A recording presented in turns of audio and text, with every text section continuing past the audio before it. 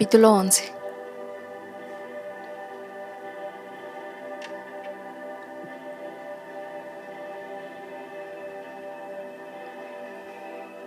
Ricky tuvo una respuesta en el Times de la mañana siguiente, pero no del modo que esperaba. Le dejaron el periódico a la puerta de su casa como cada día salvo los domingos, cuando solía caminar hasta el kiosco del barrio para comprar el grueso periódico antes de dirigirse a la cafetería cercana, como Rumpelstiltskin había mencionado en su carta. La noche anterior había tenido más problemas para dormir, así que cuando oyó que el repartidor dejaba caer el periódico a la puerta, estaba pendiente y, en unos segundos, lo había recogido y abierto en la mesa de la cocina. Sus ojos se dirigieron a los pequeños anuncios de la parte inferior de la portada, pero solo vio una felicitación de cumpleaños, el gancho de un servicio informático de citas y un anuncio de una sola columna: oportunidades especializadas. Véase página B16. Ricky lanzó el periódico al otro lado de la pequeña cocina, frustrado.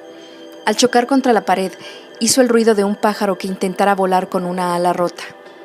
Enfurecido, se sintió presa de un arrebato de cólera.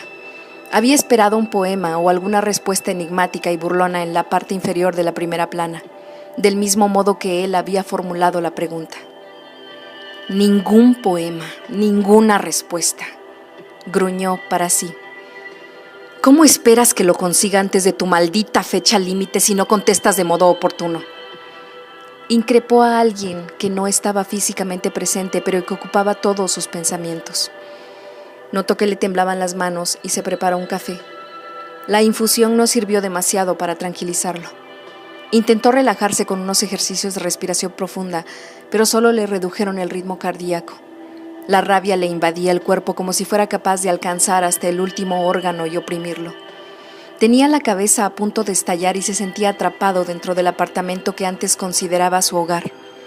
El sudor le resbalaba por las axilas, la frente le ardía y tenía la garganta seca y rasposa. Debió de estar sentado a la mesa, inmóvil por fuera y revuelto por dentro, durante horas, casi en trance, incapaz de imaginar su próximo paso. Sabía que tenía que hacer planes, tomar decisiones y actuar en determinadas direcciones, pero no obtener una respuesta cuando la esperaba lo había paralizado. Le pareció que apenas podía moverse, como si de repente todas sus articulaciones se hubiesen paralizado y no estuvieran dispuestas a obedecer órdenes. No tenía idea de cuánto rato había permanecido sentado así antes de fijar la mirada en el Times que seguía donde lo había tirado, ni tampoco cuánto tiempo había contemplado el revoltijo de páginas antes de fijarse en una raya roja que asomaba bajo el montón. Y entonces, tras captar esta anomalía, después de todo, en el pasado no se llamaba al Times la dama gris por nada, de relacionarla con él. Observó la raya y, por fin, se dijo: el Times no utiliza tinta roja. Suele ser de un sobrio blanco y negro dispuesto en un formato de 7 columnas y 2 secciones con una regularidad absoluta. Incluso las fotografías en color del presidente o las modelos que exhiben la última moda de París parecen adoptar automáticamente el tinte monótono y apagado del periódico. Se levantó de la silla y se agachó sobre el revoltijo del periódico. Alargó la mano hacia la salpicadura del color y tiró de ella. Era la página B16, las necrológicas, pero, escrito en una tinta roja fluorescente, sobre las imágenes, artículos y esquelas, leyó lo siguiente. Siguiendo la pista estás, al volver la vista atrás. 20 años y tú a cuándo, y a mi madre estás buscando. Saber su nombre es otro cantar, así que una pista te voy a dar. Te diré que, cuando la atendiste, como señorita la conociste, y los días que se sucedieron, sus labios jamás sonrieron. Dejaste tus promesas sin cumplir, y la venganza de su hijo vas a sufrir. El padre lejos, la madre fallecida, por eso quiero acabar con tu vida. Y será mejor que termine esta rima, o el tiempo se te echará encima. Bajo el poema había una gran R roja y, debajo, en tinta negra, un rectángulo dibujado alrededor de una necrológica con una gran flecha que señalaba la cara y la reseña del fallecido, y las palabras «Aquí encajarás a la perfección». Estudió el poema durante un momento que se convirtió en minutos y, por último, se acercó a la hora, mientras digería cada palabra del modo que un gourmet haría con una excelente comida parisina, solo que Ricky encontraba un sabor amargo y salado. Ya era bien entrada la mañana, otro día más tachado, cuando se percató de lo evidente. Rumpelstiltskin había tenido acceso a su periódico entre la llegada al edificio de piedra rojiza y la entrega en su puerta. Sus dedos volaron hacia el teléfono y, en unos minutos, obtuvo el número de servicio de reparto. El teléfono sonó 2 veces antes de que contestara una grabación. Si desea suscribirse, por favor, pulse 1. Si tiene alguna queja sobre el reparto o si no ha recibido su periódico, por favor, pulse 2. Para obtener información sobre su cuenta, por favor, pulse 3. Ninguna de estas opciones le pareció adecuada, pero sospechó que una queja podría arrancarle una respuesta humana, así que probó el 2. Eso provocó un timbre de llamada seguido de una voz de mujer. «¿Cuál es su dirección, por favor?», dijo sin más. Ricky dudó, pero se la dio. «Todos los repartos a esa dirección aparecen como efectuados», afirmó la mujer. «Sí, recibí mi periódico, pero quiero saber quién lo repartió». «¿Cuál es el problema, señor? ¿Necesita un segundo reparto?» «No. Este número es para las personas que no han recibido el periódico». «Ya lo sé, pero hubo un problema en el reparto». «¿No fue a tiempo?» «Sí fue a tiempo». «¿Hizo demasiado ruido el repartidor?» «No». «Este número es para quejas del reparto». «Sí, ya me lo ha dicho». «O no exactamente eso, y lo entiendo». «¿Cuál es su problema, señor?» Ricky vaciló, mientras buscaba palabras corrientes para hablar con la joven. «Mi periódico estaba pintarrajeado». «¿Quiere decir que estaba roto, mojado o ilegible?» «Quiero decir que alguien lo había alterado». «A veces los periódicos salen de prensa con errores en la paginación o el doblado. ¿Se trata de esa clase de problema?» «No», respondió Ricky. «Lo que quiero decir es que alguien escribió cosas ofensivas en mi periódico». «Esta es nueva», comentó la mujer tras una pausa. Su reacción casi la convirtió en una persona real en lugar de la típica voz incorpórea. «Nunca la había oído antes. ¿Qué clase de cosas ofensivas?» Ricky decidió mostrarse vago. Habló deprisa y con agresividad. «¿Es usted judía, señorita? ¿Sabe cómo sería recibir un periódico en el que alguien hubiera dibujado una esvástica? ¿O puertorriqueña? ¿Cómo le sentaría que alguien le hubiera puesto «Vuélvete a San Juan»? ¿Es afroamericana? Conoce la palabra que genera odio, ¿verdad? ¿Alguien le dibujó una esvástica en el periódico?» «Algo así. Por eso necesito hablar con la persona encargada del reparto». «Creo que será mejor que hable con mi supervisor». «De acuerdo, pero antes quiero el nombre y el teléfono de la persona que efectúa los repartos en mi edificio». La mujer vaciló y Ricky pudo oír cómo revolvía unos papeles. Luego hubo una serie de repiqueteos de teclas de fondo. Cuando ella volvió a hablar fue para leer el nombre de un supervisor de ruta, un conductor, sus números de teléfono y sus direcciones. «Me gustaría que hablara con mi supervisor», dijo tras darle la información. «Pídale que me llame», respondió Ricky antes de colgar. En unos segundos estaba llamando al número que acababan de darle. Le contestó otra mujer. «Reparto de prensa. Con el señor Ortiz, por favor», pidió con educación. «Ortiz está en la zona de carga. ¿De qué se trata?» «Un problema con el reparto». ¿Ha llamado a envíos?» «Sí, es cómo conseguí este número y su nombre». «¿De qué clase de problema se trata? ¿Qué le parece si comento eso con el señor Ortiz?» «A lo mejor no vuelve hasta mañana». «¿Por qué no lo comprueba? De este modo podemos evitar una situación tan innecesaria como desagradable». «¿Qué clase de situación desagradable?» «Pues que me presentara ahí acompañado de un policía y tal vez de mi abogado». Ricky se marcó un farol con su mejor tono patricio de «Soy un varón blanco, rico y el mundo me pertenece». La mujer hizo una pausa. «Espere un momento. Avisaré a Ortiz». Unos segundos más tarde, un hombre con acento hispano cogió el teléfono. «Soy Ortiz. ¿Qué ocurre?» Hacia las 5:30 de esta mañana dejaron un ejemplar del Times en la puerta de mi casa como todos los días. La única diferencia es que hoy alguien me ha puesto un mensaje dentro del periódico. Por eso llamo. No sé nada sobre... Señor Ortiz, no ha infringido ninguna ley y no es usted quien me interesa. Pero si no coopera conmigo, montaré un buen escándalo. Dicho de otro modo, todavía no tiene ningún problema, pero se lo va a crear a no ser que me dé unas cuantas respuestas útiles. Ortiz intentó asimilar la amenaza de Ricky. No sé de ningún problema, aseguró. Ese hombre me dijo que no habría ningún problema. Yo diría que mintió. Cuéntemelo, exigió Ricky.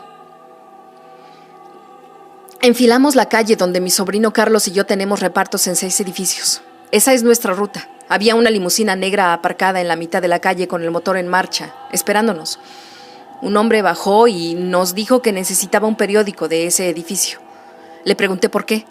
Dijo que no era asunto mío y que no me preocupase, que solo quería dar una sorpresa a un viejo amigo en su cumpleaños. Quería escribirle algo en el periódico. Continué. Me dijo el piso y la puerta. Entonces sacó un bolígrafo y escribió en una página del periódico. Lo hizo sobre el capó de la limusina, pero no pude ver qué ponía. ¿Había alguien más? Ortiz reflexionó un momento. Bueno, tenía que haber alguien al volante, eso seguro. Las ventanillas de la limusina eran oscuras, pero tal vez había alguien más. El hombre miró dentro, como si comprobara con alguien si lo estaba haciendo bien, y terminó. Me devolvió el periódico y me dio $20. ¿Cuánto? Puede que fueran 100, rectificó Ortiz en tono vacilante. ¿Y luego qué? Hice lo que me pidió. Dejar el periódico en la puerta correcta. ¿Le esperaba afuera cuando salió? No, la limusina se había ido. ¿Podría describirme a ese hombre? Blanco, de traje oscuro, quizá azul, corbata, ropa muy buena. Parecía un hombre forrado. Sacó el billete de 100 de un fajo como si fuera calderilla para un mendigo. ¿Y su aspecto? Gafas obscuras. No demasiado alto, con un cabello bastante curioso, como si se lo hubieran dejado caer sobre la cabeza. ¿Como si llevase un peluquín? Sí, podría haber sido un peluquín. Y una barbita también. A lo mejor también era postiza. No era corpulento, pero sin duda estaba bien alimentado. De unos 30 años. ¿Qué? Recuerdo que las farolas se le reflejaban en los zapatos. Los llevaba muy lustrados. Eran carísimos. Esos mocasines con borlitas delante, ¿cómo se llaman? No lo sé. ¿Cree que podría reconocerlo si lo viera? Lo dudo. La calle estaba muy oscura. La única luz era la de las farolas y me parece que miré más el billete de 100 que a él. A Ricky eso le pareció razonable. ¿Anotó la matrícula de la limusina? Ortiz tardó un momento en contestar. No, joder. No se me ocurrió. Mierda. Debería haberlo hecho, ¿verdad?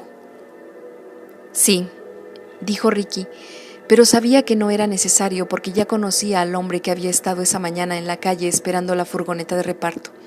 Era el abogado que decía llamarse Merlín.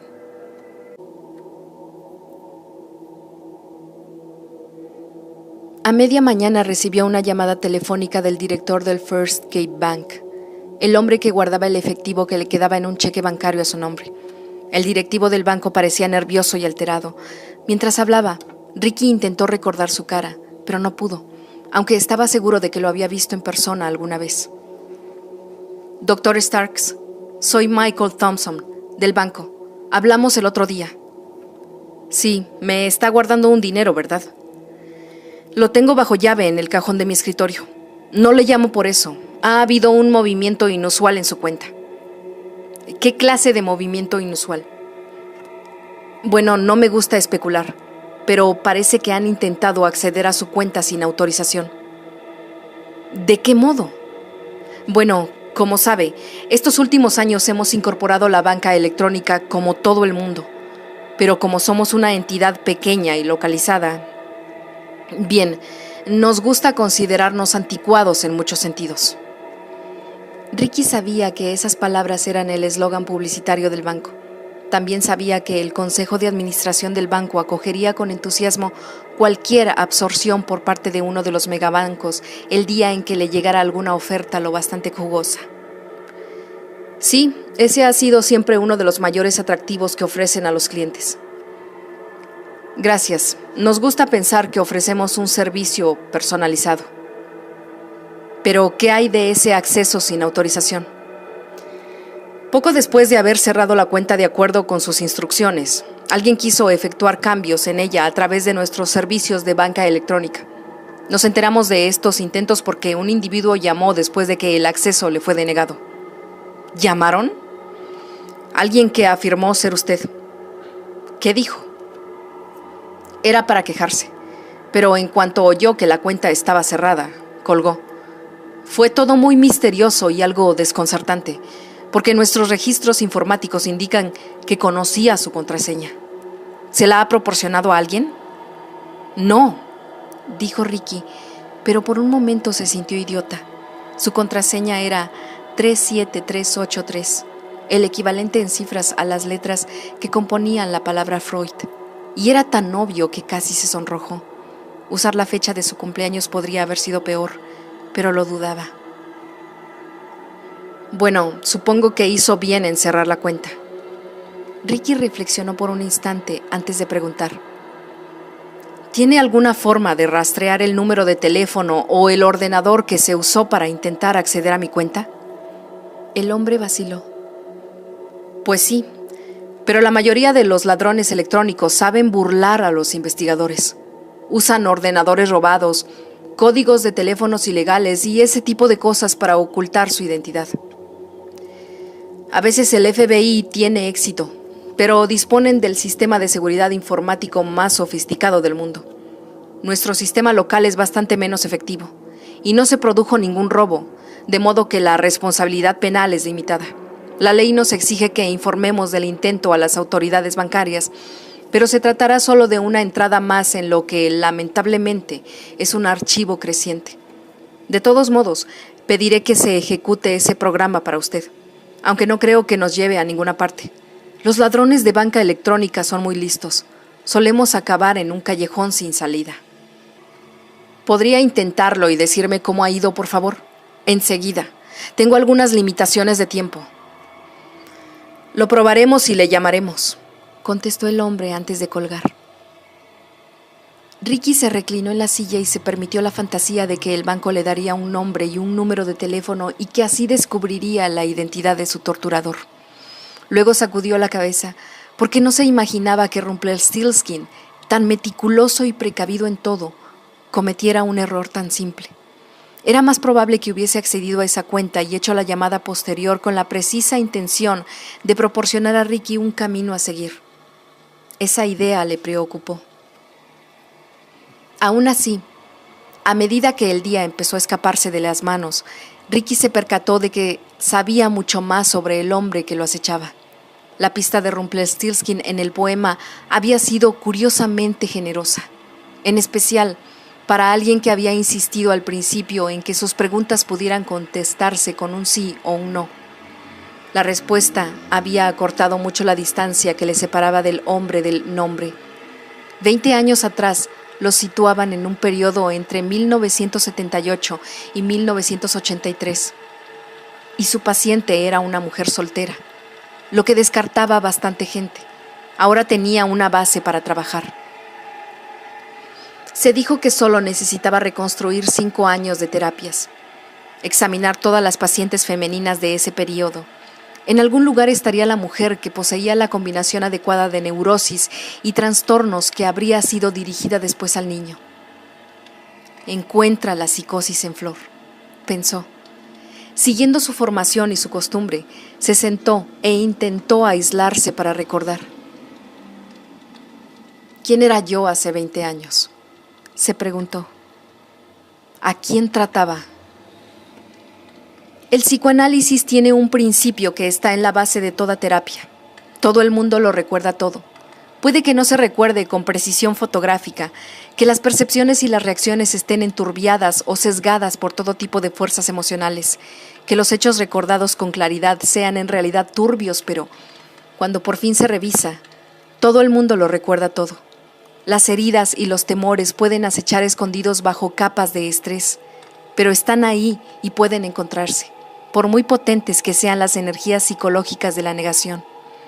Ricky era partidario de este proceso de eliminación de capas para llegar al meollo de los recuerdos y descubrir la capa dura de debajo. Así pues, empezó a sondear su propia memoria. De vez en cuando lanzaba una mirada a los retazos de notas que constituían sus archivos, enfadado consigo mismo por no ser más preciso. A cualquier otro médico, enfrentado con un asunto de años anteriores, le bastaría con quitar el polvo a una carpeta y extraer de ella los datos necesarios. Pero su tarea era mucho más compleja, porque todas sus carpetas estaban archivadas en su memoria. Aún así, Ricky sintió que podía lograrlo. Muy concentrado, con un bloc en el regazo, se dedicó a reconstruir su pasado. Una tras otra fueron cobrando forma imágenes de personas. Eran un poco como intentar conversar con fantasmas. Descartó a los hombres para dejar solo a las mujeres. Los nombres le acudieron despacio, de modo bastante curioso. Casi era más fácil recordar las quejas. Anotó en el blog cada imagen de un paciente, cada detalle sobre un tratamiento.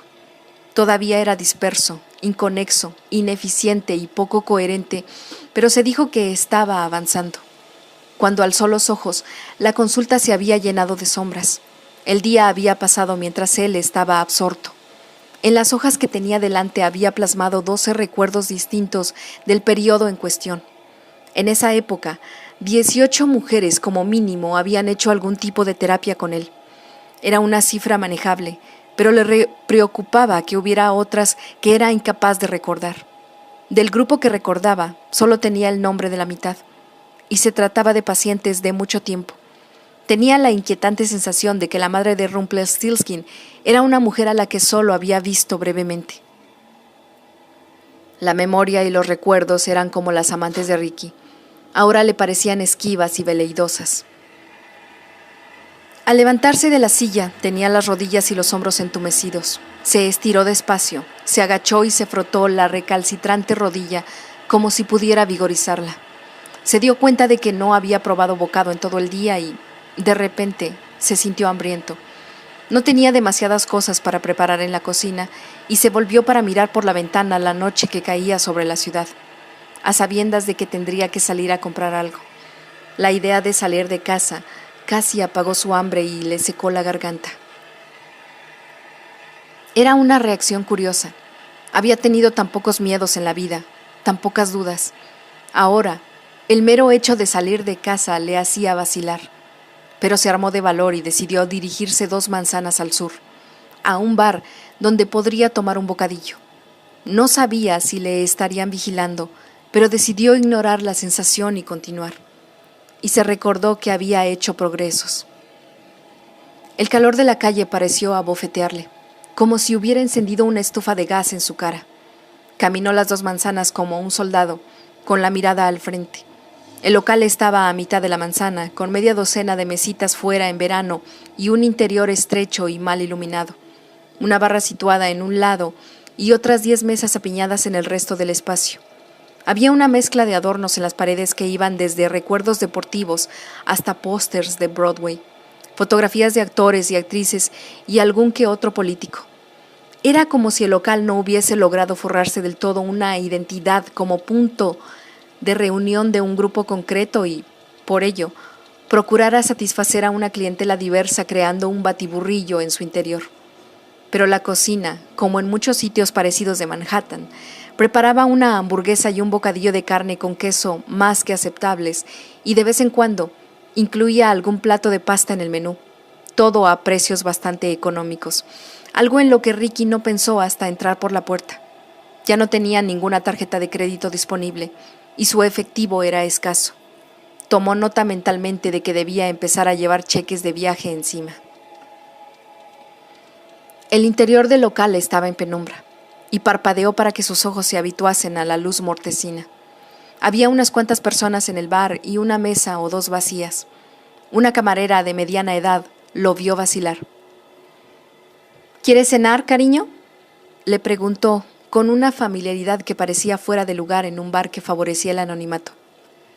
Sí, contestó. ¿Mesa para uno?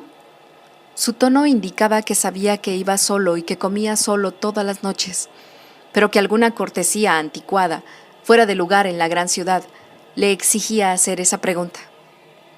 Sí, otra vez. ¿Prefieres sentarte a la barra o a una mesa? Una mesa, a ser posible, en el fondo. La camarera se giró, vio una vacía en la parte de atrás y asintió. Sígueme, indicó. Lo condujo hasta una mesa y abrió un menú delante de Ricky. ¿Algo de beber? Una copa de vino. Tinto, por favor. Marchando. El especial del día son los linguini con salmón. Están de rechupete. Ricky observó cómo la camarera se dirigía hacia la barra. El menú tenía cubiertas de plástico y era mucho más grande físicamente de lo necesario para una modesta selección que ofrecía. Ricky estudió la lista de hamburguesas y de entrantes descritos con un florido entusiasmo literario que quería ocultar la simplicidad de su realidad. Dejó el menú sobre la mesa, a la espera de que la camarera le sirviese el vino. La chica había desaparecido. Seguramente había ido a la cocina. En su lugar, delante de él, estaba Virgil. Sostenía en las manos 2 copas de vino tinto. Vestía unos vaqueros desteñidos y una camiseta lila y llevaba bajo el brazo un caro portafolios de piel color caoba. Dejó las bebidas en la mesa, apartó una silla y se sentó frente a él. Alargó la mano y le arrebató el menú. Ya he pedido el especial para los 2, dijo con una sonrisita seductora. La camarera tiene toda la razón. Está de rechupete.